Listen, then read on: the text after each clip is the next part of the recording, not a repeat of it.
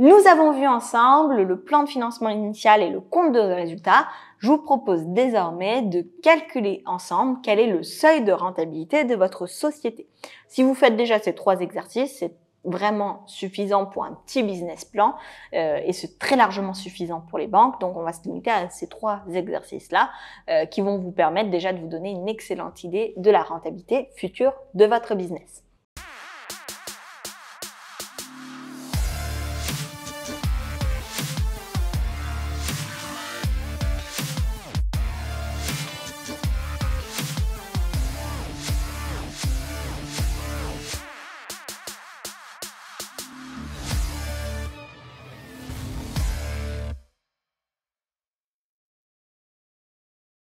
On avait vu ensemble quel était notre chiffre d'affaires prévisionnel. Donc, on va mettre sur cette première ligne le chiffre d'affaires prévisionnel qu'on a déjà calculé. Donc, c'est pas un travail supplémentaire à faire. Ensuite, deuxième ligne, vous mettez vos charges variables. Vos charges variables, donc, qu'on avait déjà aussi calculé dans les précédentes vidéos. Et donc, ce n'est pas non plus un travail supplémentaire à réaliser. Dans les charges variables, on sait tout ce qu'on appelle des charges fonctionnelles, c'est ce qui va correspondre, qui va dépendre directement de l'activité de la société pour la réalisation du chiffre d'affaires, notamment tout ce qui est approvisionnement, achat de marchandises, les frais de transport sur vos achats ou sur vos ventes, les commissionnements sur vos ventes ou par exemple via des liens d'affiliation, vous mettez tout ça en charge variable. Maintenant, on va calculer ce qu'on appelle la marge sur coût variable. Tout simplement, vraiment pas plus compliqué que ça. Vous prenez le chiffre d'affaires prévisionnel que vous avez noté dans la première ligne, vous y soustrayez les charges variables que vous venez de mettre dans la deuxième ligne, vous obtenez votre marge sur coût variable.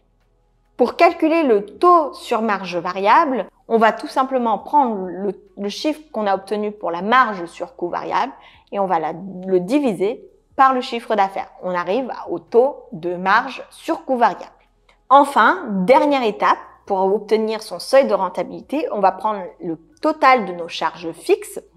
Donc, les charges fixes, ce sont les charges qui ne dépendent pas de l'activité de la société.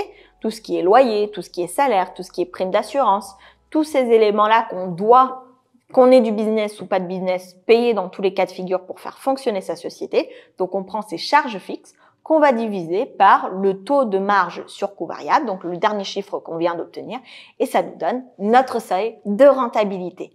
Ce seuil de rentabilité, comme je l'avais expliqué dans la vidéo de définition, ce seuil de rentabilité, c'est le montant à partir duquel la société va commencer à générer des bénéfices. C'est le montant à partir duquel la société a payé toutes ses charges, qu'elles soient variables ou fixes, et qu'elle va commencer à générer de l'argent. Et ensuite, avec ce seuil de rentabilité, on va pouvoir s'amuser à essayer de le découper, par exemple, en nombre de jours de chiffre d'affaires, en nombre moyen de ventes par jour ou par semaine, ou en nombre de produits ou de services qu'on va devoir vendre sur une certaine période.